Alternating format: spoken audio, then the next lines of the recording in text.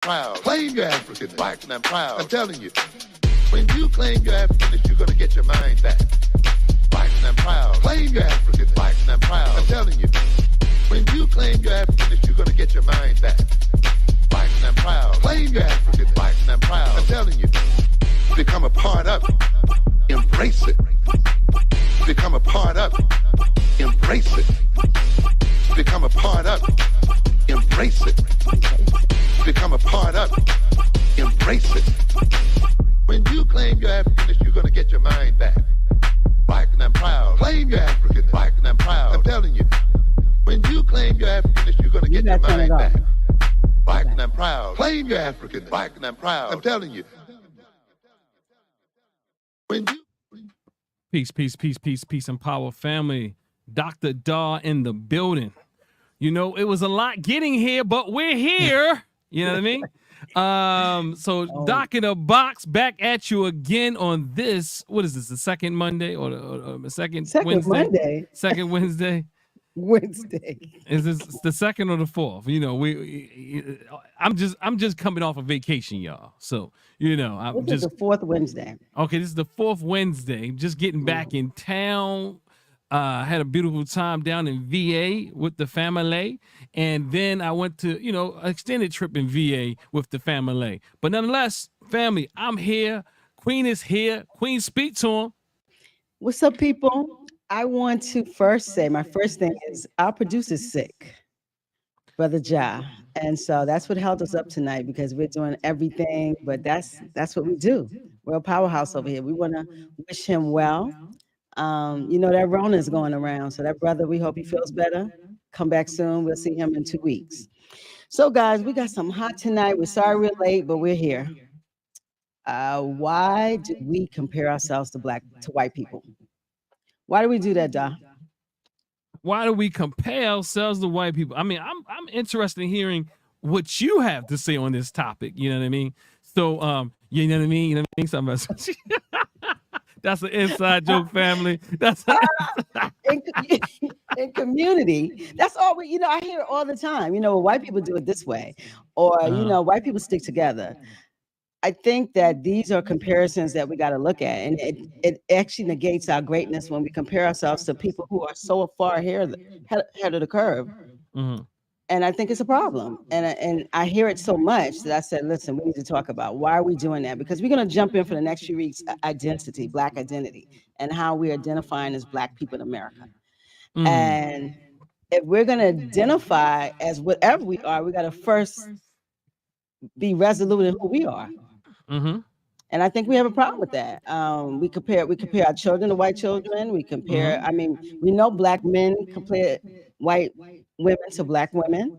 That's a big thing. So this comparison thing that we're doing as if they are better or they are on a pedestal or they're the standard. And I think it negates how great we are. So one thing I'm thinking about as you preface, you say this idea that people are so far ahead of us. You know what I mean? Yeah. So, I kind of struggle with that language a bit, but I think I understand what you're saying though.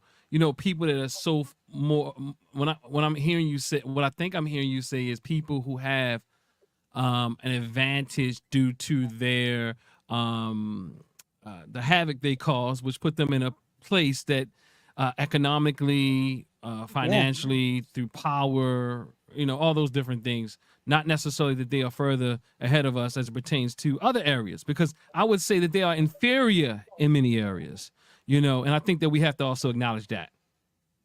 So you said they're inferior in areas? Yeah, I think that, there's some that they are inferior in some areas. Now, clearly, they are good at enslaving people. I mean, way more superior and further ahead than any of us.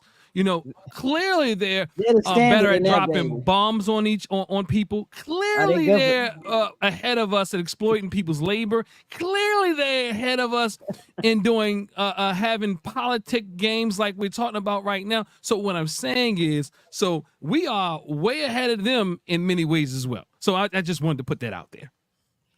So they are clearly ahead in a lot of things, but I think when people, unfortunately, we don't have long, our vision is very short. We live on our bandwidths are short. So we live now like they have more, they have better neighborhoods, so they are harder working. They have bigger houses, so they have more money. All of these things they have more of. But I don't think we bring the context into the conversation.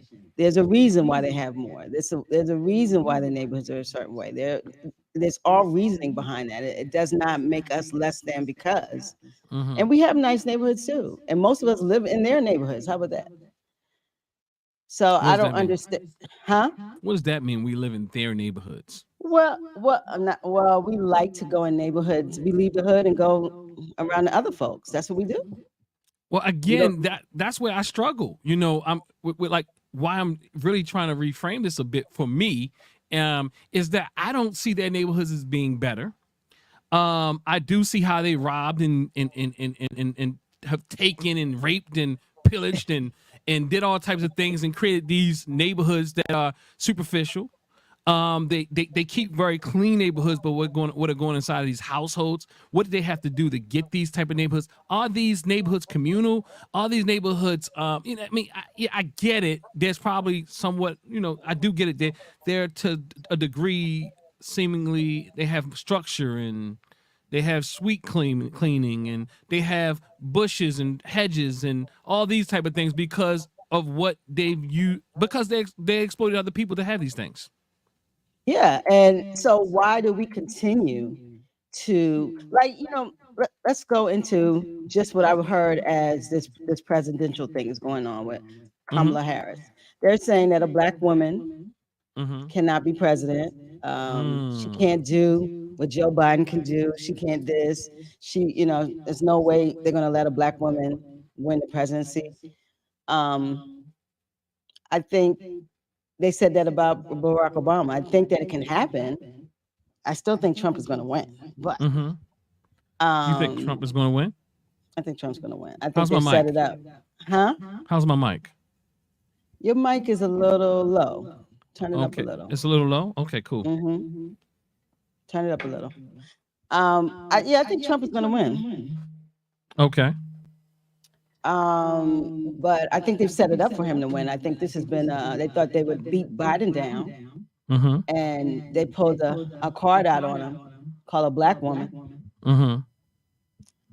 I think that they didn't expect that. So all this money she's raising, I hear feedback. You hear feedback? Yeah, all this money that she's raising, but other than that, I think that we have to retool our minds and not look at what someone else is doing. We got to look at what we have and who we are. Because our language, our movements, everyone emulates. And if we continue to say, well, the white folks are doing it like this, then where are we going? My sister said, y'all have already given up. She said, no way he will win. Put boots on the ground. I hear you. But I think that voting is a tool, and I'm not sure if we have the voting power we think we do. You can't make the machine and then tell me I control the voting power, and someone makes the machine. If you're not giving me a receipt, I don't believe it. You get a receipt for groceries, you get a receipt for candy bars, you get a receipt for everything but voting. Why is that? You get a receipt for everything besides voting? Everything. If you order peanuts, you get a receipt. Why can't you get a receipt saying you are 28899 voter for this person? From a machine. Why is voting so anonymous? You get a sticker. Barack Obama's 2 terms, yeah, because that's what they wanted. He was, like someone said, he wasn't elected, he was selected. Let me start. This is not a politics show. It is a politics show. It is a politics show? Everything's political. I don't think this show is specifically Doc in the Box is all political. Everything is political. I'm not sure I listened to the playback and I sound okay. I'm not sure if I'm low on your end. You sound better. You I'm pretty hoping I low on don't my hear end, the. but you I'm sound hoping I better. don't hear the. I'm hoping you don't hear the echo anymore though. Can y'all hear? Put in the chat. Can y'all hear Dr. Da? Can y'all hear Yeah, him clearly? yeah. I heard myself clearly on the phone, Put but a Y if you can, and N if you can. yeah. So who we got in the chat here? Let's see. We got my sister, Hotel California. She back, Da. She said she was coming back for you. She's back. Oh, she back for me. Yeah. Greetings. Parish Edmonds is in the chat. What up, Pete? What up, Diggy? What it is? What's up? What you D? Diggy? All right. Yeah, So, Parish that he can hear. Okay. okay. So I also want you guys to contribute. Since we don't have our producer tonight, we need a lot of contributions from the BlakBoxxers.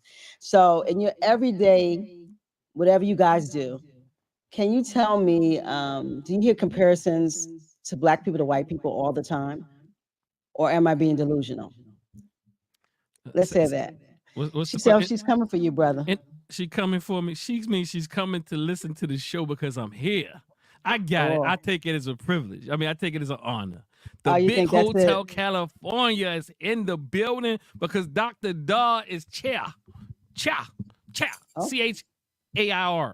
So look, y'all want to join in the studio, we can put the link in as well. You know what I mean? That's right. So if you want to do come that, on we can do that. stage. But That's right. Queen, so what's the question? What do you want to talk about? I want to go with this? I want to dispel this thing. My mother is born in another time. So she always speaks, and she lives in the South. She always speaks like our Black people. And when she talks about white people, it's like some type of emulation, some love for them. And I don't think she means it. I think it's the time that she grew up in. She said, well, them white people, they work hard. Not like us. We just want to get high and shoot up each other. And I don't think that's not true. These comparisons to me are a problem. They say we want to. So what are you saying? You're saying that your mom is saying that all Black people want to do is get high. Yep. All the boys want to do is stand on the corner. None of them want to work. And I hear young people saying that, not just my mother. And she's comparing them against someone. Is that what you're saying? She's saying white people work hard. That's why they have nice stuff. That's why they have beautiful neighborhoods. But I think the problem is this. I mean, I think your mother sees that. And I think that even in that comparison is not accurate. It's one thing if the comparison was accurate. Like if they weren't shooting up just as much, if not more than we are, I would say, yeah, Mom. But Mom only sees exactly from her vantage point. She doesn't really live in the neighborhoods, in the areas, in the communities where this is my assumption, that where they do all these things at, right? Right. She might live around some of them, but they might be a different group of them. In fact, they might take some other drugs, but they're not potentially maybe shooting up. But I mean, heroin and opioids and opiates are really ravishing white communities. And this new thing called, what is it called? Crankle, something like that in Philadelphia. I mean, when you see these videos, you see them. In fact, the research and the data supports that they take these harder drugs at higher rates, especially at younger ages. So what I'm saying is, and then it kind of equals out at some point. But what I'm saying is, it's not that Black people are taking drugs more. Black people, again, as we know, Black people have been criminalized more because of drugs and things of that nature. But in this country, drugs don't discriminate. That's true. That's true. But I say that to her, and then she's on something. She said Black women don't take care of their bodies. The white girls they work out all the time. I said, Mom, that's not true. Well, I think there's something to these comparisons that she says it in front of children, and I just think that this gets in our mind that we're less than because we talk so arbitrarily, as if they are definitely better. They're doing something more than us. I think Mom means good, right? Right. Let me just say that. I think she wants to see us in a better place. Dr. Kyle, my brother. Oh, okay. Dr. Kyle Berkeley, he says, I definitely agree with Dr. Daw. You starting off right, Dr. Berkeley. When I started messing with you. When I started working in Anne Arundel County at Crisis Response, I was shocked at the high rate of crime and substance abuse out there compared to the city. It's weird that doesn't get talked about in the news like Baltimore City crimes does. Absolutely, and that's a fact. Mm-hmm. So I think that the idea, that even the news, and I think Dr. Berkeley brings up a great point, and when he is, I'm assuming Dr. Berkeley is a male. Kyle Berkeley, he's a male. Dr. Kyle. Okay, yeah, he's a male. So I think he brings up a great point when he brings in the idea of the news, because the news and the media projects images that really press and imprint in our minds, and that is also what Mom is speaking to. You know what I mean? So yeah. So it's set up in a way so that's for us to believe this. In fact, to be honest with you, as we look at this election, as we look at what's going on with Trump, and we're looking at even this guy the guy who wrote Hillbilly Legend, whatever. I have the book. Very interesting book. And when you think about how these people go to those communities of white people who are really doing hard, that no one talks about, but besides this opioid crisis. But middle America, we do not know the plight of these people. And in fact, is weaponized in a sense.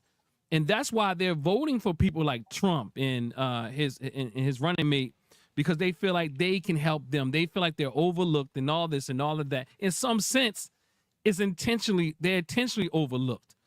It helps keep the white image clean, but it also keeps them.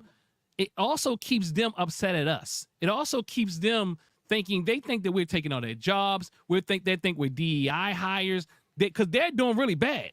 White America, as a majority, is not doing good either, especially middle America. They're not doing great. No, they're not doing great.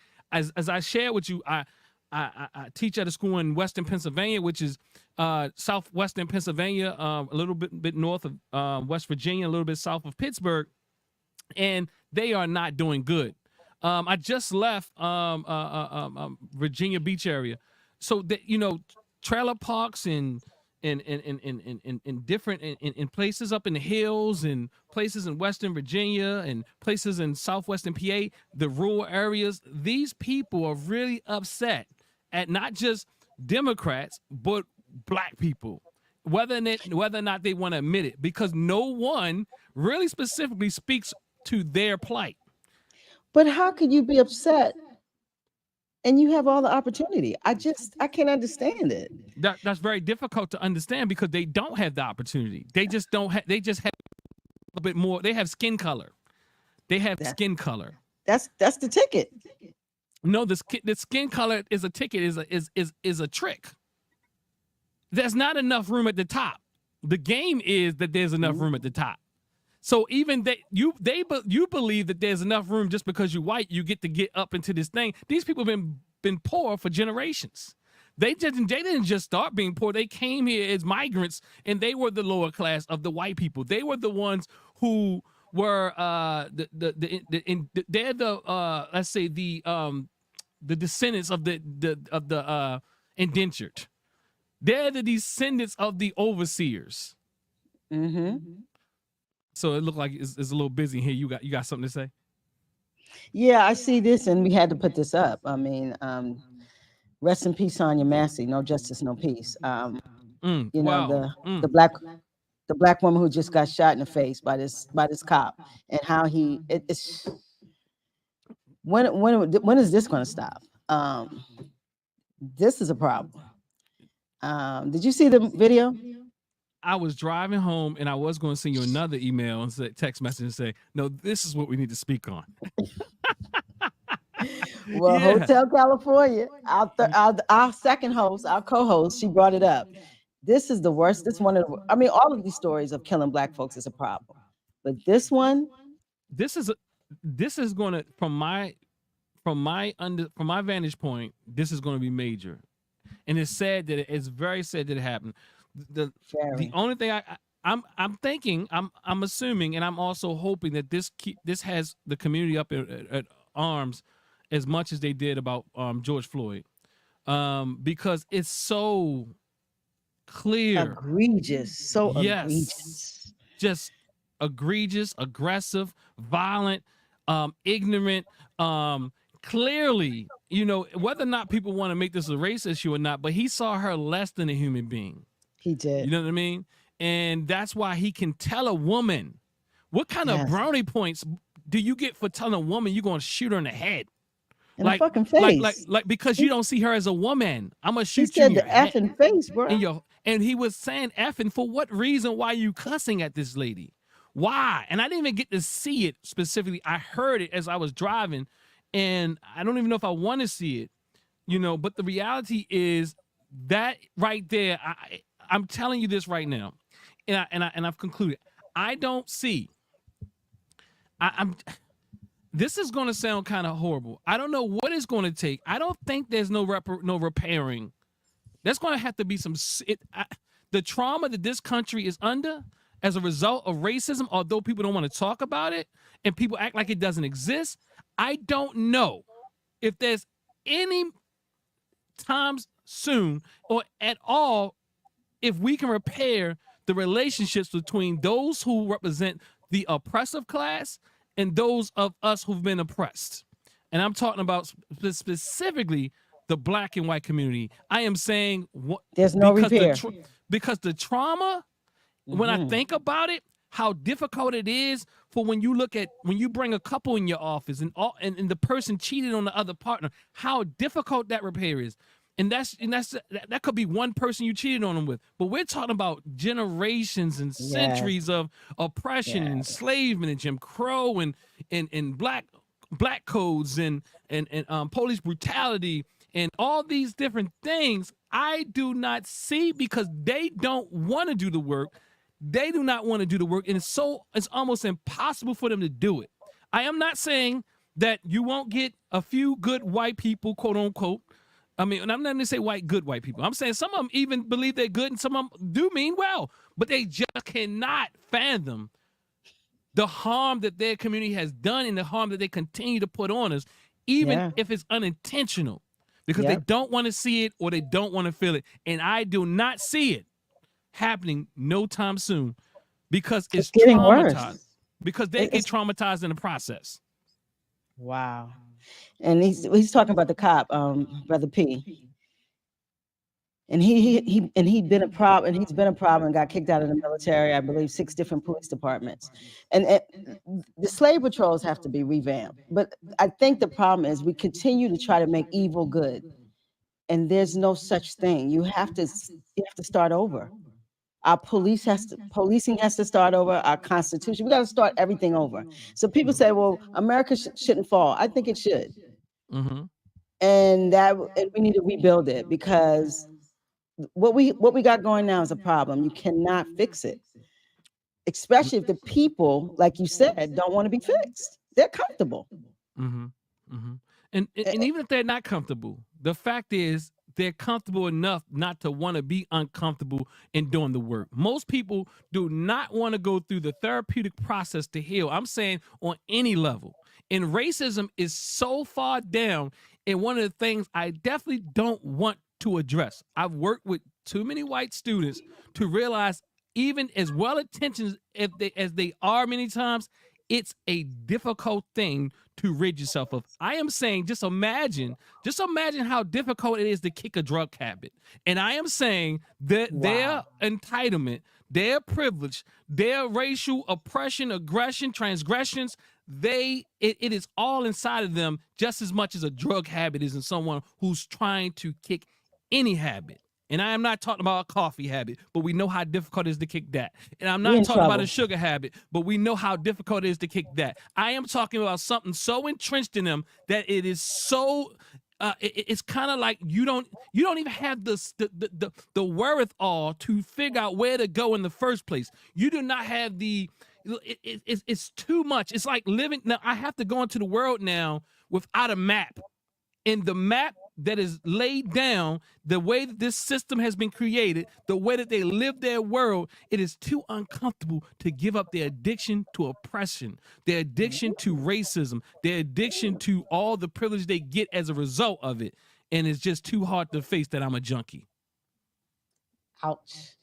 Well, proper perspective said exactly right there. There's no repair. Cuz? What's up? That's my big cousin. That's your cuz. He said the Mayo Mafia don't have it in them to repair. We was just down in He calls him the Mayo Mafia. I never heard that. That's what's up. But all right, A Golf Tritter, who's this? How are you? Kamala has black voters leaving Trump and RFK Jr. en masse, and they are registering to vote in massive numbers as first-time voters. The K-Hive is buzzing, and we have Honey and the Sting. You know what I see? We are galvanized by this politics. We don't galvanize around like this, around the excitement I'm hearing and this thing about Kamala and Joe Biden. We are in with all of our toes. They said they had a black women on a Zoom, 100,000 black women. They raised $1 million in 2 hours. We can't send kids to school. We can't fund computer programs. We don't have 21st century skills. But as soon as there's something about these systems that the same people oppress you have put something that you could be a part of, we go crazy to be a part of it. Now everyone wants to vote. Everybody wants to give money to the Democratic Party, who has done nothing for black people. But the reality is this. What are we doing? The reality is they feel like it's going to protect them. So we have to get into the psyche. And I'm saying, so we're operating from the standpoint of survival, not necessarily to thrive, right? We are operating from the perspective, like, so we feel like the reason why we galvanize so easily on this from this framework, this point, or this perspective, or this point of view, is that we feel like if Trump gets in that White House, one, that is over. Two, we also at the same time are joyous because there's a sister that looks like us or something like us that has the potential to get there. And so we feel like there's a fresher breath of fresh air. And I'm not suggesting that Kamala is it, but I'm saying I do understand why people are doing what they're doing, even if it's out of a place of ignorance. Well, when I look at how we voted for, and black women put Biden in the White House, black people put Biden in the White House. Give me a policy that has furthered the black condition in this country. And don't tell me something for everybody. I think it has further. I think all of this stuff furthers the black condition. Maybe improve the black condition. I mean, bettering our condition. Yeah, because I don't understand what we're doing. We're so galvanized. Agoff Twitter, he's on. He says reform of racially motivated police brutality equals backing the blue. I'm not sure about that. I don't think that a lot of African Americans are looking to back the blue. I'm not sure. I'm sorry. Reform racially motivated. Okay, what is it? I don't understand that. Motivated police brutality. I don't understand the statement. Let me read it. Hey, Golf, you got to tell me more about that one. Racially motivated police brutality. I don't understand it. Reform of racially motivated. Okay, I'm sorry. Sorry. Reform of racially motivated police brutality, backing the blue. Equals black. He said equals backing the blue. He has to expound. I'm not really sure what that means. Agoff, hit us again with that one. But he got more. He's on it. Parrish Edmonds, Brother P said, me too, and it might take a war because these people would rather let this country go to hell before they want to make anything right. I believe that. I think that, they really have this sense of ownership of the U.S. This is their country, this is their stuff, and that everyone else have to get in where they fit in. And that's actually a problem when you're not the original and you actually invaded the country. It's a problem. Can I say this? What?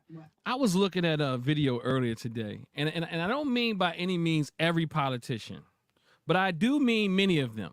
I know some beautiful politicians, especially at the local level. I know Senator Corey McCray. I know the brother, quite a few people, right? That's doing some good work.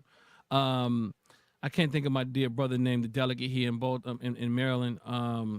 It's slipping me right now. But what I do want to say is, I was driving home today, and I peeked down at my phone, and I saw Trump's the presidential candidate, his vice presidential candidate, Vance, JD Vance. Yeah. And I read his book, right? And he was rallying the troops in Middle America. And I'm looking at him with his suit on. And and I'm looking at the people behind them, and they got fatigues on, and they got their signs up, and they got all this type of thing. And I'm looking at how they truly believe in these people. I'm looking like these people are duking those people, those same white people in Middle America being duped by the Republican, the right-wing party. But I cannot say that I was saying if we could look at how that looks, all of us can really get a picture of how that looks. And we look at them like, why are you voting against your own policy or your own interests? I think if we can only flip that, and look and say, look, the only difference is that we continuously vote for the left politicians, those who are considered Democratic, the Democratic Party specifically, and they have their fancy suits on, and we're behind them rallying. I'm saying it's like I believe that we're looking at them like they're ignorant, and I believe that they're looking at us like you are ignorant. And I think that to some degree we're all right, because a lot of us, even this idea that I can't remember the statistic, but I heard it earlier today. I heard a statistic today said that white women in all the history or more recent or what, it's like many thousands of, the number of years in America, they have voted Republican in every race besides two of them. So to say that black people exclusively vote Democrat without saying that they exclusively vote Republican is also not looking at it equally. We talking about comparing, because we do a great job of comparing things, but we really don't do a great job and see, look how ignorant they are as well. Let's not be as ignorant as they are. If you see how ignorant they are for their politicians, let's not repeat that. But I think it's a farce. You get what I'm saying? They're being ignorant, but I think it's a farce. It's like, if we're in a country that is Democrat, why do we only have choices that they put forth? What, you look, what's his name is still running? Cornel West? Cornel West. He's still running. You don't hear anything about Cornel West. Because all you hear about is the RFK guy, and he's independent. Well, but you pick who we can see, and then those are the choices. I think that's a problem. Well, you hear about Cornel West from our Democratic brothers and sisters, and what they say is that. But you hear more about Kennedy. What they're saying, though, Kennedy and Cornel West, especially Cornel West, they're saying our Democratic brothers and sisters are saying that Cornel West is in the way.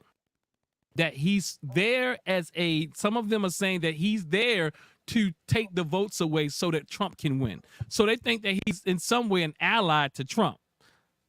So what I'm saying is there's a lot of ways of looking at this thing, and I think they're voting in color. Like, you vote, white people vote for certain people, and black people are voting for whomever, because we don't have color choices. We have to choose between what's there. We just in the last 20 years have seen black candidates that have even the ability to make it to that stage. Barack Obama made it, but I think people vote because their father was a Republican. Their mother was a Republican. It's traditional too. It's almost like going to church. You go to the church you grew up in. You become a Baptist, you're Republican, even though black people were Republicans. Let's also be clear that people, quote unquote, and this is often left out, even in our own communities, people vote their class interests, quote unquote. Literally, I've spoken to so many brothers and sisters who've made it to some degree where they feel like they've made it out of they're upper middle class or what have you, professionals. And I'm not saying all, because that would be a lie, right? But I'm saying that some of them, or many of them, feel as if, and certain business owners even feel like they're in a class that they have to protect their interests. So they feel like Republicans look out for business people or people who are in a certain income bracket, and because all Trump this is a type real of thing. estate guy. He's a businessman. Right. So Yeah. and some people say so when Republicans get in, weed goes up. When Democrats get in, cocaine goes up. So that's telling you, so that's just telling you the drugs of choice for the that people are alluding to. And going back to what we spoke about earlier is us comparing ourselves against them. But we know when we say white girl, we know who we're talking about, who's snorting that cocaine. Yep. Yeah. So. Man, that's crazy. Proper Perspective said the Democrats rely on the idea that their policies help. The Republicans continue to show that they don't care to help, so it's benign neglect. Democrats versus harmful intent Republican. It's like this country loves competition and creating this competition that's really not true. Because trust me, these same people eat out the same plate. I like how he said that though. I like how he said it. No, I think there's no difference. That's powerful though. Like I think he's saying the same thing though. It's kind of like, right. So when you look at it, I think he brilliantly put this. See that Winkler blood. I'm trying to tell you. You see what I'm saying? So here we go. He says so. It's benign neglect for Democrats versus harmful intent. So as we look at trauma, right? They're doing the same thing. They're doing the same thing through. It's just like, for example, a child is traumatized whether the mother neglects them or beats them. At the end of the day, it's still trauma. The child is traumatized, and now we're looking at them as grown people trying to figure out why he or she can't be in a relationship. And lots of time, it has nothing to do with the harmful intent. It has a lot to do with the child feeling neglected. So at the end of the day, the trauma is there through the neglect or the harmful intent. Okay. And he one-upped you. The Winkler blood 100. It's a little family thing going on over here.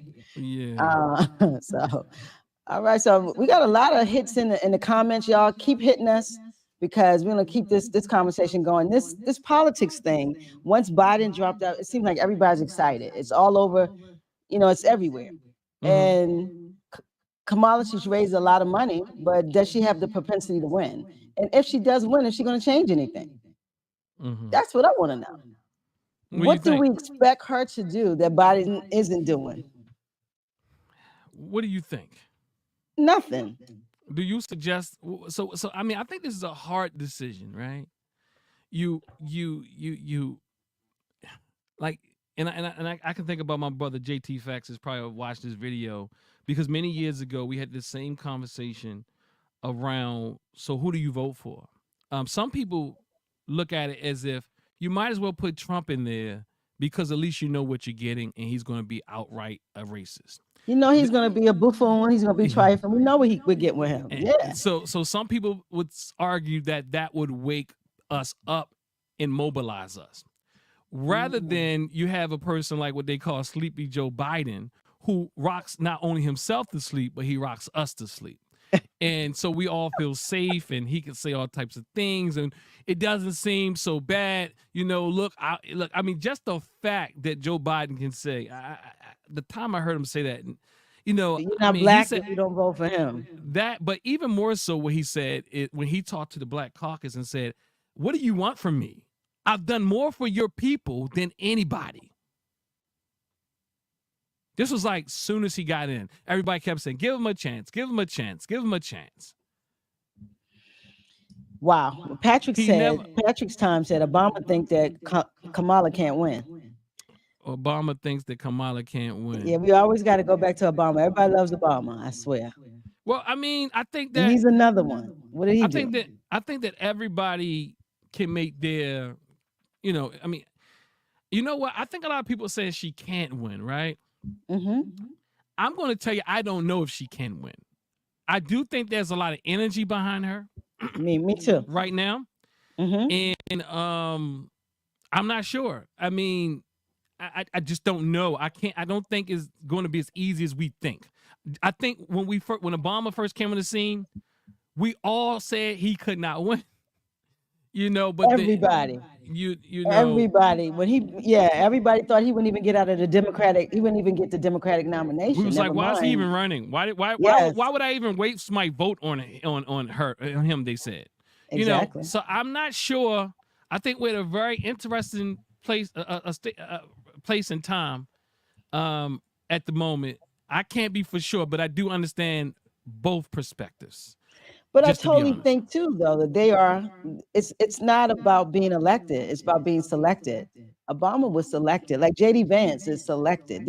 He hasn't done anything in politics. How can you go from one term to vice president? These people are being selected, and we're now understanding what really money moves things. And I think that we think our vote is the actual end all, but voting doesn't put Obama in. I'm not The sure if system I. puts it in. You know, I'm the not sure if system of, huh? I'm not sure if I totally agree with that, but I do get what you're saying. I think that I'm not saying you're wrong. You could be right, but I do think that the system, from the way I would frame that, is I think that the system does put you in, but the system itself does influence people. The system has the influence on our minds, advertising, marketing, the media, and all these type of things work to deposit things in our minds so they can Exactly. control our behinds, and then our behind we just push certain buttons. So but I mean, it could be what you say, but I feel like that system influences the people, you know. Well, I think it's all systemized, but I think totally that the vote it's a tool, but I think it's a control tool. Well, I, I don't know. I can't. You know, people say don't be a conspiracy theorist, but I just certain people who don't tell the truth about themselves. It's very hard for me to trust their systems.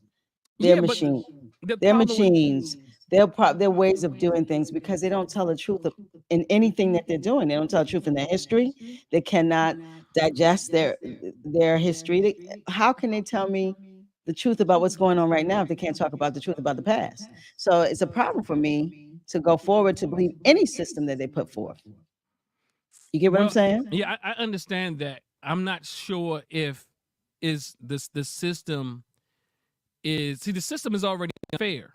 The system is unfair because, as you started off the show stating that they have a unfair lead due to the criminal acts they've done for centuries, and hence, if you have the power and the influence over the minds, then you can control the masses and have them believe that they actually made the decisions when you help them make the decisions. Yeah. You've led them to make certain decisions. They Yep. understand political, social, political science, so they know with certain conditions, they know. And I feel, honestly, when I think about it, I think that Kamala, they had to put Kamala in this position because once Trump got shot at or whatever, if that was even real, what have you. Let's not go there. I don't want you to go there. No, not at all. Yeah, because So once he got shot he got at, a paper towel on his ear. okay. So once he got shot at, you know, Yeah. that made him this candidate that was like, everybody said, oh, he's going to win. He's invincible. He put his white fists up in the air. You know, he did, Yep. I'm invincible. So it rallied the troops. So they needed something on the other side. This is just some of my thoughts to really bring back and springboard some more momentum on the other This side. fervor that we see. So at the last minute, you have Kamala coming out here, and it ignited the people to such a degree that bullet to the ear or what have you is not even being talked about anymore, hardly. If there had not been a Kamala, we'll be still talking about the bullet. That's true. But it tells how fickle we are, how we change. They can change the talk in a minute. They can move forward and we just jump on something else. So Clifton 212 said Trump's racist ideology is an accurate representation of the average white person. The only difference is Trump is not afraid to say it. Wow. What's up, bro, Cliff? What it is, man? Wow. That's well. I think that. Excuse me. I think that there's various levels to this, though. I think there's people who believe, like, like Trump. There's people who believe even more overtly and more aggressively than Trump. I think people that talk the stuff Trump talks really believe that they're not racist. They think that there's no oppression. There's people out here like that. Then there's people out here that think you're supposed to be their nigga. Excuse my language. They think you're supposed to be their door opener. They think that you're supposed to be all these type of things. So I think there's a variety of white people. And to be honest with you, those who don't understand how racism lives in their body are the most dangerous, because they'll be the same people trying to help you, but at the same time, the same people getting in your way, and the same people who are oppressing you, even if it's not intentional. So it's a duality going on. It's a plethora of ways that racism shows up in white bodies.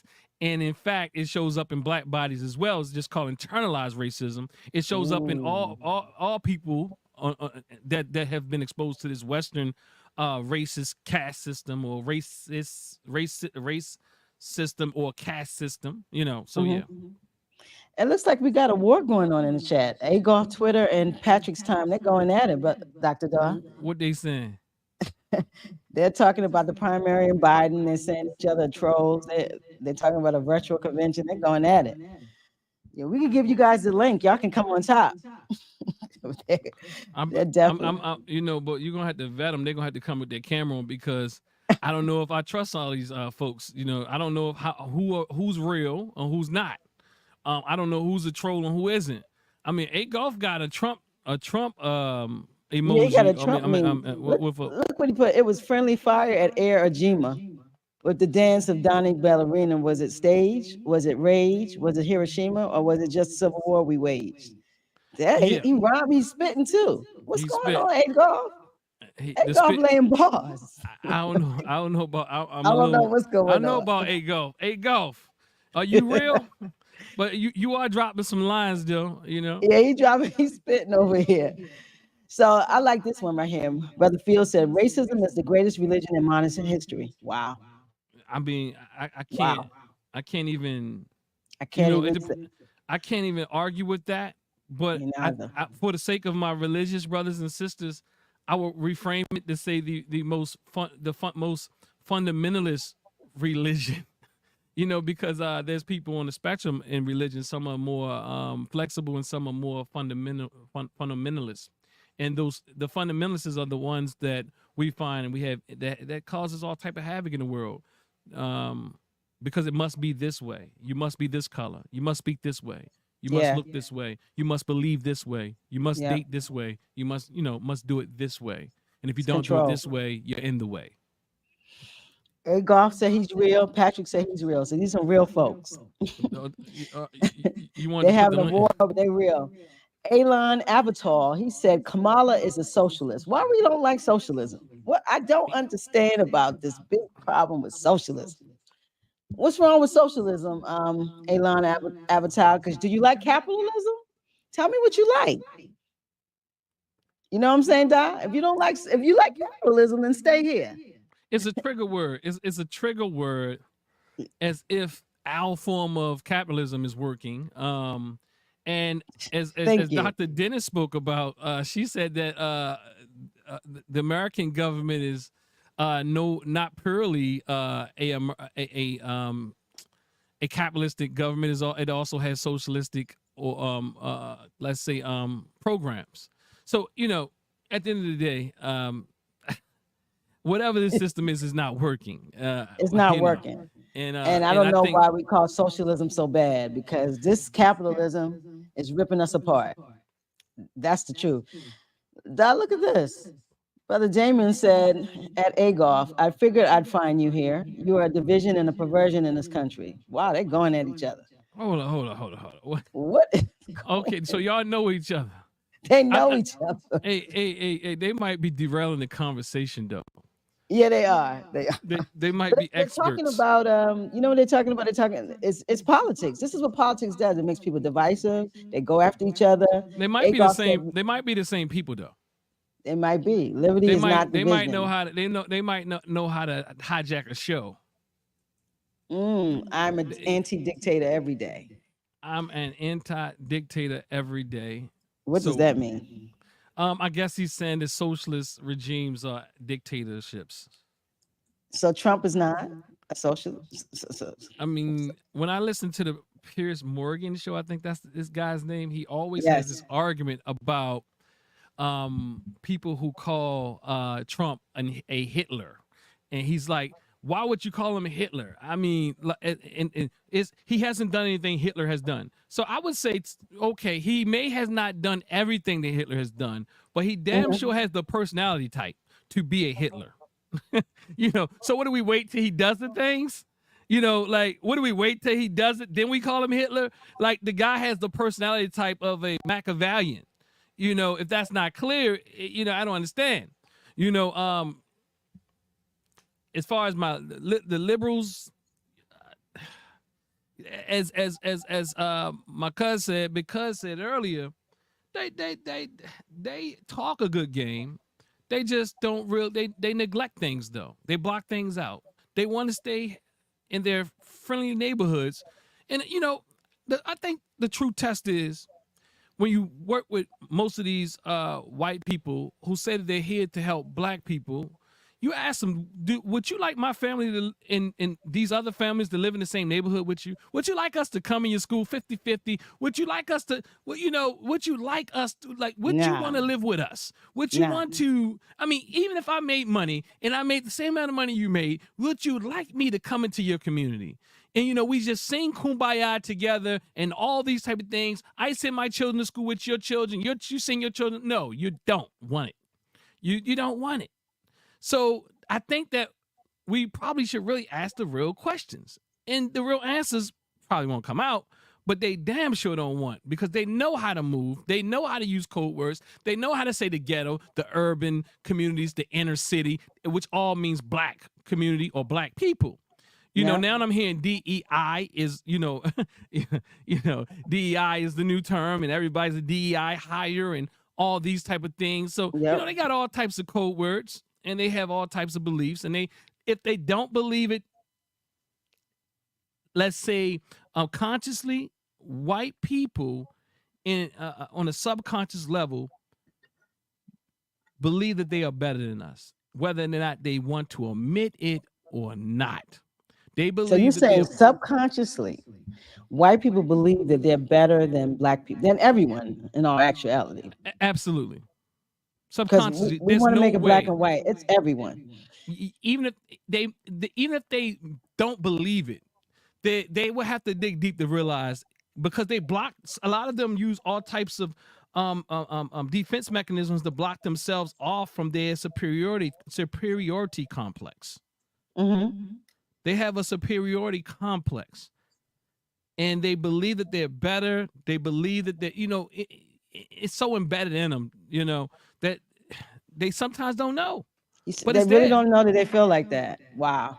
And I'm not saying, and don't get it twisted. There's those who clearly believe that and know that. Don't know that is incorrect, but clearly believe that they are superior. Wow. Well, Damien left us. He said he disagrees, guys, but I respectfully leave. I'm MAGA. I don't know what GL in the election. I don't know what that means. What happened? Who's a MAGA? Mr. Damien. He said he'll respectfully leave because he's a MAGA. So I guess we're talking about Trump. I mean, I think we should have a conversation. We're talking about Kamala neither. I'm not a lover of Kamala. I'm not a lover of Biden at all. This is a very neutral conversation. We're not saying we're Democrats. We're not saying we're Republicans. We're calling out. If we switch our thoughts and views, then he'll stay. Thank you. Let's switch our views. Let's do it right now. So what should we say? We should say, oh, you know what? I don't believe that, Damien. In fact, all white people don't have they're not racist. They don't think that they don't think they're superior. They don't. They don't. They haven't robbed and pillaged and raped and harmed all of society and all across this globe. They have not. They didn't just shoot this young sister in the head and somewhere in this man's mind, he believed that he was superior. Even white people believe they're more superior than other groups of white people, because all groups of white people weren't considered white people at one time. In fact, Mexicans were considered white people at one time, and sometimes they're considered white people now. So what I'm saying is there's all types of BS built around this idea of racism, and I don't care what nobody say. Racism is a core issue in this country and now this world. Yes. And if you don't deal with it, you're not dealing with the core and real issues. I am not saying that there's no other issues such as class and this. And I'm not also saying that there's not black people out here who pray and get paid off of racism either, because there's sub-oppressors out here. And I'm saying many of them in the leadership class are equally as, I'm not even going to say equally, I'm going to say they are oppressive. They are very oppressive. And the people we're talking about this federal level, I don't see too many of them at the federal level that I can say are really for the people. Your dad said, that is exactly what I asked the white guy at work. He said he wasn't racist at all. When I asked him, could I date his sister? He said, no, so fast. It was hilarious. They don't want you to touch their women, bro. No. So I think that, we are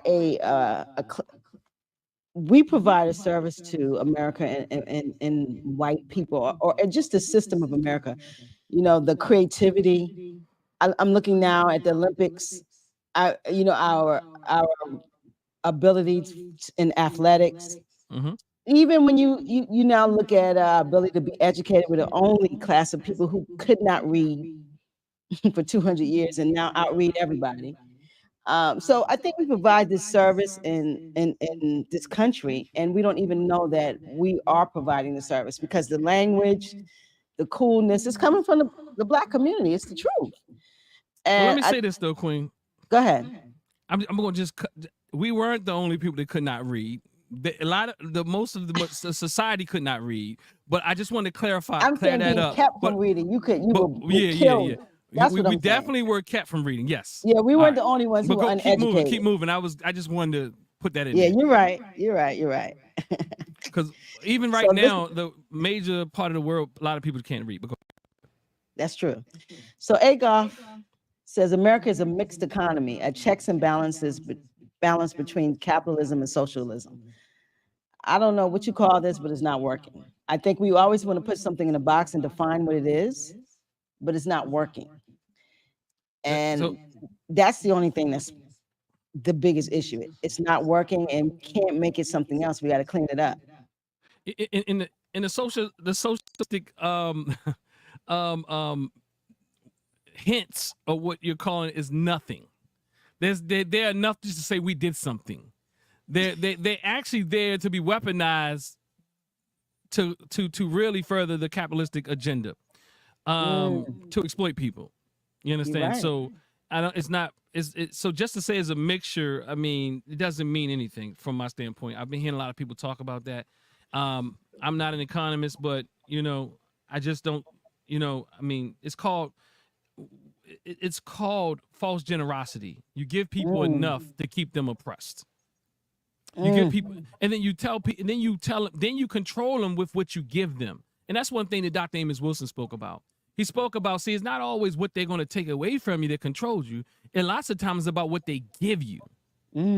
See, people often talk about how, there's going to be martial law and they're going to take this from you and take that from you. But in fact, they're doing a really good job of giving you things and controlling you. That's true. So a lot of us are controlled by the very jobs that we feel. Yes. Yeah, the food stamps and all of these, even the jobs, absolutely, the jobs, the benefits on your jobs, the water in your house. Yeah, that's the bathroom. I love this water. I'm an American. You go to other countries like, oh no, I'm going back home. I love America better now. Like the conveniences. The conveniences. Right. So there's a lot of control of what you receive. Sister E said at this point she doesn't want to fight. She tired. So Sister E is Hotel California. Yeah, Hotel California. She said she doesn't want to fight. She's sick of these folks. I got you, Sister Hotel. I mean, Sister E. I understand, And the problem with that is that they will even weaponize that violence. You want to fight because the violence that's being waged upon you.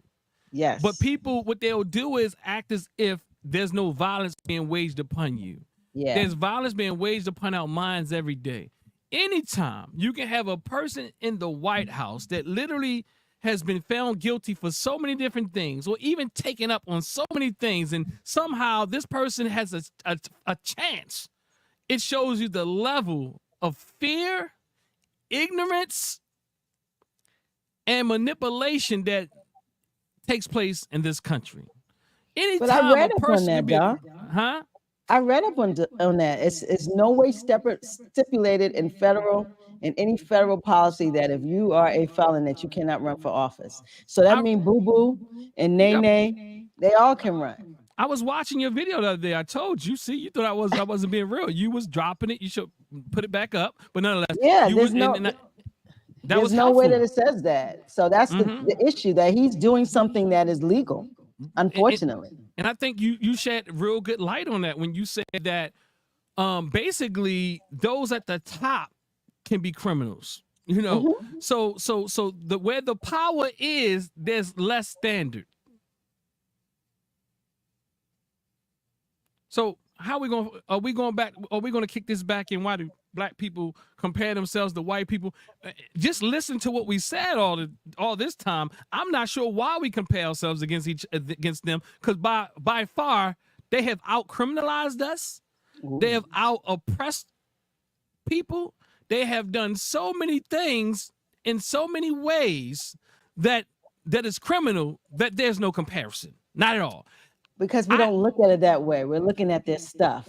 We're looking at their neighborhoods. We're looking at their cars, their ability to get loans, their ability to navigate this society. We have to understand that this society is for them. If I stole navigation, it will be easier when someone built it for you. So if I put a gun to your head and said, "Build this house for me," which literally is not far off of what happened. Really, it's probably less severe than what happened. And they said, "Build these houses. Give me all your money, give me all your resources," and then you go out there, you live out there somewhere, and I'm not giving you any resources. Or matter of fact, I'll give you some resources. I'll give you a few bricks, a couple, maybe some lettuce, a little bit of food, what have you. You go out there. Thank you for building this. Don't try to come back over here and get it, because I will kill you. Literally, this is how white America works. And then the other people who are born into it, they're like, "Oh, this is so beautiful. This is so beautiful. Look at what white people do. Oh my God, look at them across there. What is wrong with them? Oh my God, that must means that we're greater than them." And they don't mean it. They're born into it, and they think that somehow that black people are inferior because their conditions, not even knowing. I am telling you that white people are so ignorant to what their forefathers have done to put them in their privileged spaces. Even though they understand that there's racism and they talk about DEI. I'm talking about the ones who talk about DEI. I'm talking about the ones that support DEI supposedly. Under all of that, they still feel like black people are inferior. I am telling you, not because this is something I'm thinking. I've read too many papers from white women, and I am tired of us getting white women passes. I'm sorry. I understand black women, that black women like to say us and women, and somehow, and they want to keep saying white men, and then the rest of us. No, white women are complicit. They've been there, they've benefited from it, and they birthed these white bastards. Amen. You better go, bro. You laying it low. I love it. So that's serious. That white women don't get any passes because they are very complicit. And in my experience, working in the corporate world, they are the biggest oppressors because most of them are in space to oppress. They're the managers, and their husbands are the CEOs. Somebody's birthed Trump. Ooh. And somewhere along the line, something didn't go right. I'm telling you, there's some love that was missing. And there's some love that is missing in a lot of these folk. And I've heard too many stories from my white students who feel so bad because their mother told them, lock the door when you ride through these neighborhoods. Let's drive fast. And they gave them all types of subliminal training to indicate, even if they directly said these people are, if they did or did not directly say that these people are inferior, that they are savages, they did it indirectly. And then when they get older, they believe this stuff so much, it's in them. And they don't even like it sometimes. They don't like that it's in them, but they can't shake it because at this moment, the neurons have connected in so many different ways that it's hard to change the way that you think and feel about the other. It's very difficult. Well, Brother Cliff says, I believe white middle-class men are now being negatively affected by capitalism. That's why they're going to vote for Trump. So what is Trump? So he's not a capitalist, because I think he's textbook a capitalist. I would like to but know he's what, a crook too. I would like to know what Cliff means by white middle-class men are being affected by capitalism, though. I would like to know exactly what he means by that. And we can put the link in the chat again if you want to join it, if anybody else wants to join. Yeah, put that link. Let Cliff, I need you to expound. And Sister E, if you want to come up there, you can come up here too. Yeah, come on, Sister E. She talking about the white women. They've been complacent, compliant, and silent. Absolutely. And they turn red when you talk about it. Or start crying. And start crying. And I'm not saying this to be mean. I'm just saying it because it's real. It's real. So Brother Winkler said, racism is the glitch in the system that prevents all systems from working. Racism, xenophobia must have oppressed groups in order to create the semblance of progression so the elites can progress. Wow. I don't know if it's a glitch, but it is absolute present. And it works. It does what it's supposed to do. Yeah, I see it every day. Yeah, I get it. I think I always see both ways, right? I always see when people say it's not a glitch. It is a glitch. It's not a glitch. I understand from both perspectives, right? But I think that I like this for the fact is that the system itself, right? I think it makes the conversation a little bit more nuanced. So the system itself, in a pure sense, look like it's here to be equally serve all people. But the problem is that if you don't account for racism in that system, then it won't serve everyone. It won't serve, but and what I mean by account, it's going to look like it's serving everyone, and it has the possibility. But when you don't account for racism, then your system will. It don't matter how good the system is. We can go and create something tomorrow that is supposed to help this community. With all things equal, it is a good system. Because it does not account for racism, and all things are not equal. It doesn't account for classism. It doesn't account for genderism or sexism or any of these things. But specifically, I speak about racism because I understand that racism is the thing that people don't want to talk about. And again, as I always say, as a professor that has taught so many students, specifically white women, this is the most difficult thing for them to talk about past the surface level, past their talking points, past their buzzwords and buzz phrases and all those type of things. And they're really good. And so why do you think it's so difficult? Is it this insurmountable guilt? No. Is it not wanting to say, yes, this happened? Why is it so difficult? They can talk about everybody else's past. They can tell what everybody else has done. So why is it so difficult? I don't know if they can talk about what everyone else has done, but I will say this, because one, it's difficult to see yourself and your people as to be so heinous. It's also difficult to believe that you have how do I have anything to do with this? I don't have anything to do with this. I wasn't there. I wasn't there. And I can see how that could sound logical. But thirdly, it's really difficult because I had it and I lost it. But it's go ahead, Queen. Wow. I gotta let you go. You gotta come back. This egg off. Liberty is not a pie. When your neighbor has a slice, it doesn't leave less for you.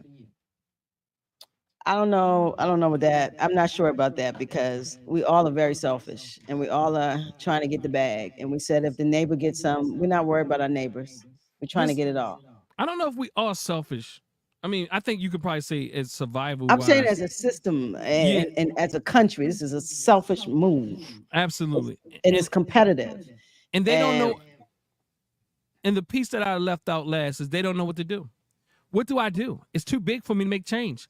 So I don't know how to fix it. It's easy to close my eyes and act like this doesn't exist because I know that I can't do it alone. And I don't want to feel guilty, as you said. I don't want to feel guilty. I don't want to feel guilty. I can't fix it. I didn't start it. So why should I feel bad? That's how people feel. So everyone else should now continue and just live in it because you should not feel guilty. And you did it. Well, that's like the bully saying, I don't want to be accountable, but I did it. Well, that's what happens every day on individual level. But imagine this on a mass level, a systemic level, a societal level. Here comes Sister Erica. Yeah, I see. We got a visitor. I love it. That's Hotel California? Yeah, that's Sister E right there. Okay. Gotcha. I didn't just want to make sure. If we practice more racism, we may be better off. We still haven't recovered from desegregation. Wow. So he's saying Black people should practice racism because we'll be better off. The problem with racism is that the way that racism was created is that Black people are inferior, unintelligent, dirty, lazy, phlegmatic, all those type of things, and non-intelligent. That is what racism is. Are you saying that we then say, well, and then they act on those beliefs in ways to oppress people depending on this caste system or this racial classification system or stratification system? So you say the acts are savagey. They're savagery. So do you want to become this savage so you can have more stuff? I don't think that makes sense. If we practice more racism, I don't know about that. I think I understand what he's saying, though. I think I think he's saying, race first philosophy. Yep. Let's practice supporting one another. Let's practice those type of things. Let's practice, I think that's what he's saying. I think that's what he's saying. And I like he said we haven't recovered from desegregation. So he's saying if we focus more on ourselves, we'll be better off. But racism it doesn't have good characteristics. We can focus, we can unite, we can build systems, we can have synergy without having to hurt others.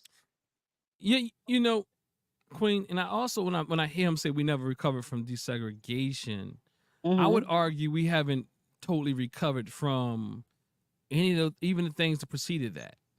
I know that there are scholars that say that we were intact more after we were set free and all of that type of thing.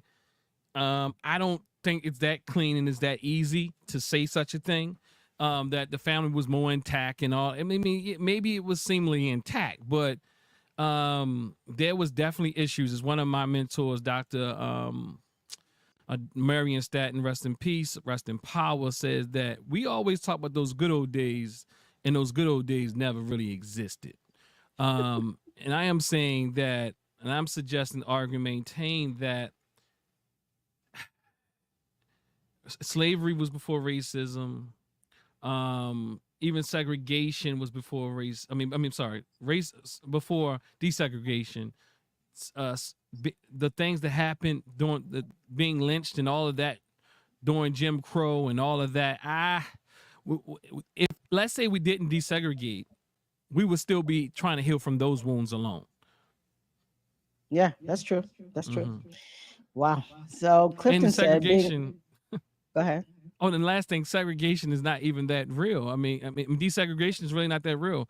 I've been to too many places in too many cities, and it seemed like Black people have their place and white people have their place, and then all the other people have their place. Like you might see a few of us in their neighborhoods, but it ain't no big old melting pot like we think. I just don't see it. Absolutely, because if you go every place, you got New York, got a Chinatown. You got where the Germans are, even in Baltimore. I mean, we have Spanish where all of the Latinos are, and you got where the Germans are. So we really gravitate towards people who are like us anyway. The Germans, the Jewish, the Jewish folks have their own everybody. Yeah, spot. yeah, absolutely. Yeah. So being a white male has almost always guaranteed success in America. But with today's economy, just being white not good enough anymore. What's that? He's saying that it's hard being a white male. That's what he's saying. But I think that's a false though, man. If you can go back, I think that's a false though, Cliff. Being a white male has not always guaranteed. Never, ever, ever. That's the false right there. There's plenty of white men that can tell you most white men are not doing great. It's the white men with power. Is a lot of white men aren't doing great. Believe me. The white men we may see might be look like they're doing okay, but again, that's why Middle America fights so hard because nobody understands that they exist. Just go to Essex and talk to those white guys. Go to Middle River, talk to those white guys. Go out back River Neck, Maryland, and talk to those white guys. Go to Anne Arundel County and talk to those white guys. I ain't talking about Towson. I ain't talking about Jewtown. I ain't talking about Upper Park Heights. I ain't talking about none of that. I'm saying go talk to them. Go talk to those ones in Appalachia. Appalachia goes all the way from the Tennessee Valley all the way up to almost Canada. Go talk to them. That's a whole lot of white people that's suffering. Well, and guess what? They think they're better than you because they in their suffering because they got better than you. They didn't fell for the trick too. I don't even see my hand a little darker than them. So, but nonetheless, because they got white skin. Somewhere still in that they have a level of pride and they feel good about it, although they poor. But they say you should have racial pride. You know, they say racial pride is important. So I don't know. This is Patika. I don't want to say it wrong, so pardon me. We should practice solidarity on a greater level of consistency. We don't need to be racist. I agree. What's that? I agree. Oh, we should practice solidarity on a greater level, and I think that would be beautiful. Now, my prognosis, though, the prognosis, I'm not feeling so good at this moment about the prognosis. And it might be because I saw this white man shoot this black lady in her head. In her face, I'm not feeling good about the prognosis right now. I'm just not. And if anybody say I'm saying anything out of order, out of pocket, you don't have empathy because I can't. If I just saw a sister get her brains blown out by a white man who have been targeting our community, that woman forever. And somehow you think that I'm supposed to feel like kumbaya is possible. You don't understand human beings. Maybe 3 weeks from now. Might be talking, or he might be talking about us as a people. I don't think he's talking about. No. Right. You know what I'm saying? I don't know what they're saying. Yeah. Oh, okay, yeah. But I'm talking about for people who might, if she is or he is, one, I get what he's saying or what she's saying. But two, if you're saying everybody, I get what you're saying and I agree too. But I'm talking about the prognosis still is kind of, I mean, I want to be like, I want to be like Bob Marley, say one love. I want to say one love, but is it possible? And when would it be I'm talking about this country. Is it possible? Racism is so entrenched in the society. People leave here and go to Europe and say that they feel less racism. Then in Europe? Yes. They go to European nations and feel more free. That's wow. Okay. So Brother Field says we are of the few individuals on the planet who seems to be unable to realize that if you do not delete your immediate oppressors, you will soon delete yourself. Wow. So what do you mean by delete? Because if you're not empowered, you don't have systems, how can you delete? You got to think about that, Brother Fields. How do we delete folk and we don't have schools? You know, every community needs something to flourish. We cannot flourish and say delete. So we have to find a way to build systems and things within our community before we can delete other folks. What you think about that, Doc? I mean, I you can delete your because oppressors. They close the grocery store. We don't farm. We be hungry. But you can delete your oppressors in many ways. You know, you can delete your oppressors. My camera's off a bit. I was trying to fix it, but you can delete them. I mean, and what? No one's saying kill them. Now, he could be mean. He could mean kill them or what have you. But what I'm saying is to put yourself in a position that you know are no longer oppressed. I think he's 100% exact. Now, what it takes to get there is a whole nother conversation. You have to delete oppression. You know, now I get why that right there, when you say oppressors, that seems like you're saying delete human beings. Yeah. And that's what it sounds like to me. He said, we are the few individuals on the planet who seems to be unable to realize if you do not delete your immediate, I assume that's oppressors, you will soon be deleted yourself. So he's talking about people.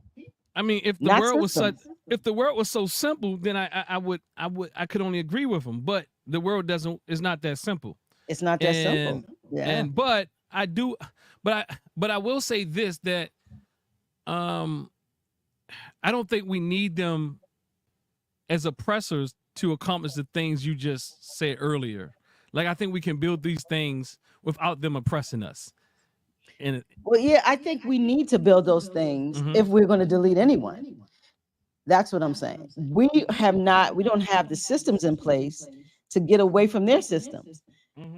Just think if we didn't have water in our house, or we had to get away these systems that they've created, we're spoiled. So you have to create a system to keep yourself even relevant, because you're not gonna leave these cars, you're not gonna leave your clothes, you're not gonna leave your jobs and benefits, you're not gonna leave the grocery store, you're not gonna leave Chick-fil-A, you're not leaving. Well, I think that becomes part of the issue. But you're not. And so until you understand how to build your own systems, deal with your palate, learn how to farm, do things that's going to sustain you as a community, how do you delete the oppressor? Well, let's say oppression. Oppression, I can say we can delete that. So I think, but not the oppressor. If it feels safer to say oppression, let's go with that. We have to delete oppression. We do. It's not going to be 100%, but we have to somehow. You got to work on it. Get underneath be under the foot of other people. That's clear, you know. Clear. And we have to do what we have to do to reach that point. We have to do what we have to do. So I get your hesitancy, and I agree with it. To be careful with words, you got to be careful with words and how you say things, not to be. So it won't be taken out of what is it called? Context. But at the same time, you know, even some of their own let's say liberational thinkers like Paulo Freire says that the only person that can liberate the oppressed are the oppressed themselves. And he also says that the oppressor will never give you your freedom. And he says that in the act of liberating yourself, you have to also liberate those who've oppressed you. Because they've tried to dehumanize you, and in their dehumanization of you, they have also dehumanized themselves.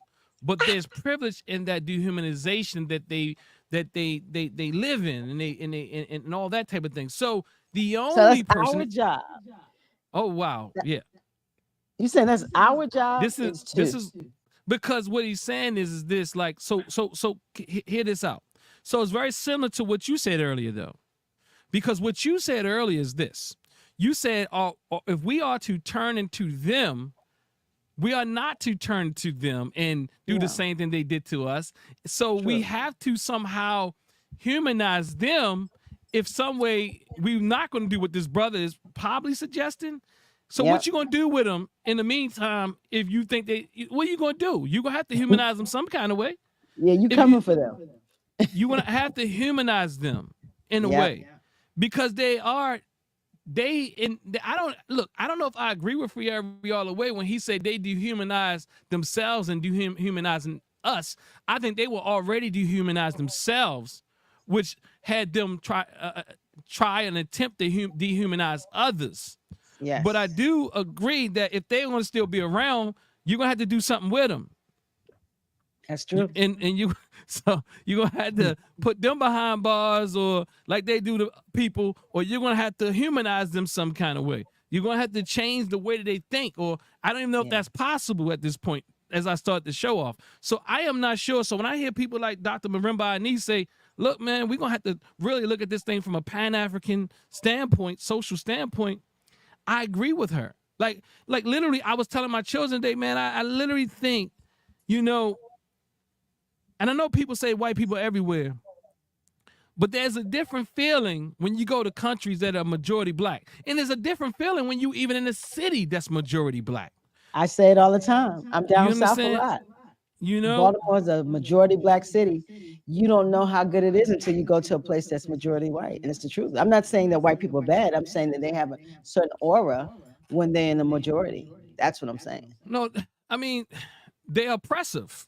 You know, even when they think they're nice, they when they think they're helping you, they're oppressive.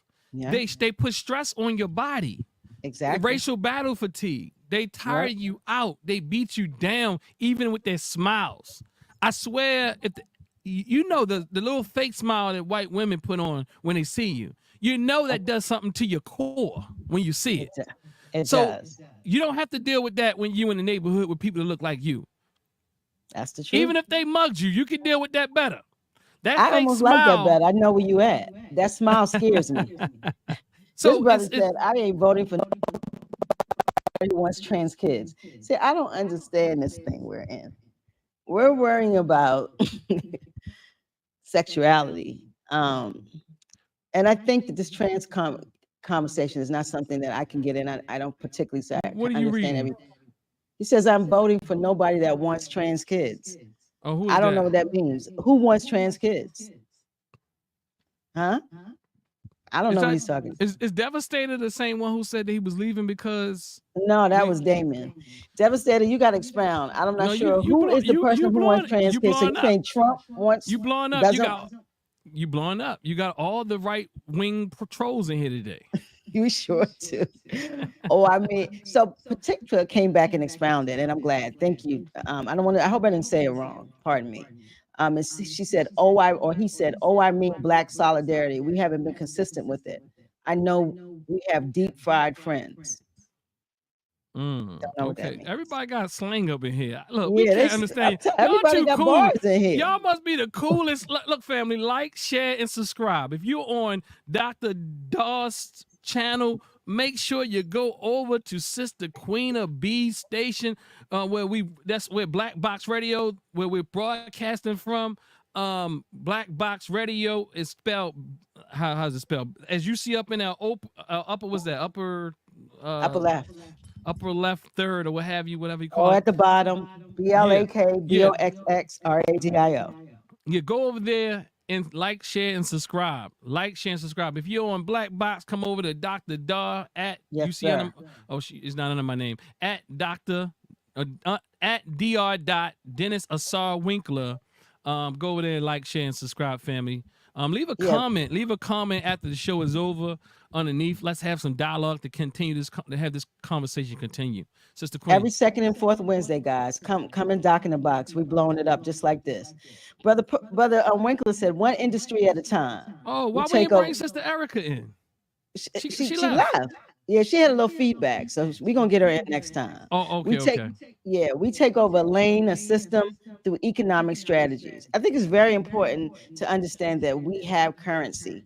I think we're very afraid, and one of the things is sometimes revolution, there has to be some sacrifice, and we don't want any sacrifice. We don't want to die. We don't want to sacrifice our conveniences. But if you want to change the status quo, you have to change too. Mm-hmm. I just think it's something we got to do. Golf said he subbed. Word up, peace and power to Golf. Golf says share liberty with your neighbors, solidarity. I don't know what's going on with a Golf. He's all over the place. Nonetheless, keep it going. We, you're making us look like you're helping us out here. Thank you, Golf. But look, I love you, Brother Cliff says, brothers and sisters in Haiti did the exact same thing and are still being punished. What's that exact thing you're talking about, Cliff?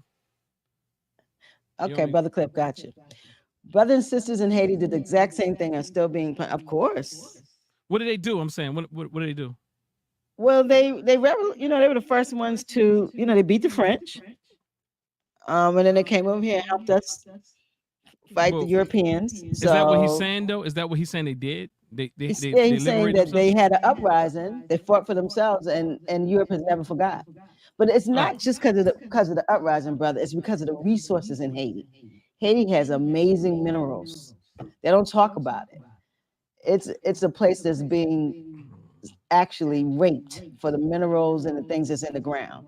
So look that up, research that up, and you'll see why Haiti is such a place that these Europeans always will control or try to control because of the amazing resources in the ground. Very rich in resources. They want to control They want to control everything, though. Yeah, it's part of it's monopoly. Yeah. No, literally, it's monopoly. They want to own everything. It's not the more that you control, the more power you have, and the more you can keep this desolate country on life support.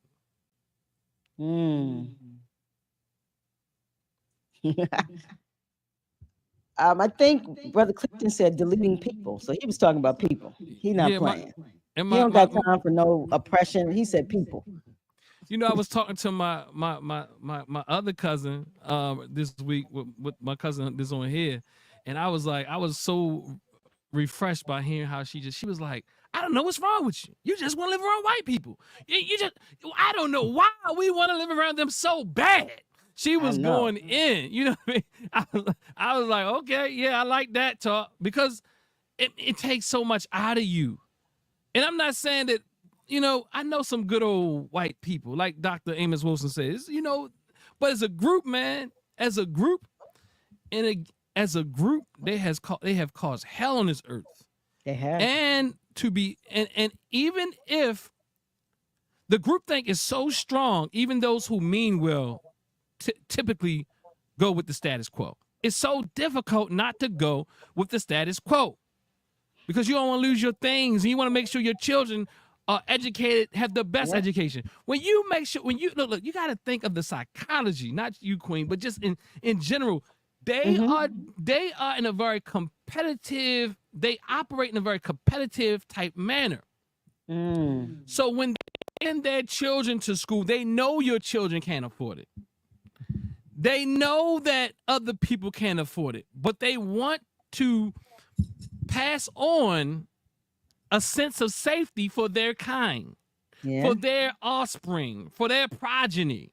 So there's a war going on, and they are continuing it and pushing it even through their own children, whether or not they speak about it out loud. They do not want their children near your children. They think your children are going to lose, and they want losers, their standpoint, as far as away as they can from them, because they want their progeny to keep their feet on your neck. Because even if they say anything different, to stay in the places where they are, that requires them to keep their feet on our necks. Wow. I don't know if I can live with myself. Brother Field said the greatest battlefield is the six in between your ears. Anything on this physical plane has been checkmated by the oppressor. You have to go beyond the obvious. All right, Fields, I got you. I hear you, Brother Fields. Between the ears is something, but you got to keep feeding between the ears. So Fields is saying go spiritual. I would imagine. Hold up. I guess he said it's checkmated by the oppressor. But I'm not sure. I mean, I got what Fields is saying, but I'm not certain that everything has been tried. I don't give I don't give oppressors that amount of power. I think part of the power that we give them is that we believe that they're that smart, that intelligent, that brave, that strong even. That we feel that they have checkmated everything. There's no other choices, no way out, no way up, no way around. And so what we do is we have to, and many times we have to dissociate and go into I'm not saying the spiritual war is real, but sometimes we stay in the spiritual realm so much because we don't believe that we can fight the physical war, because we believe that they have more power and we're doomed. And that's just not the case. I say no, there's no such thing as that we've tried everything on this realm.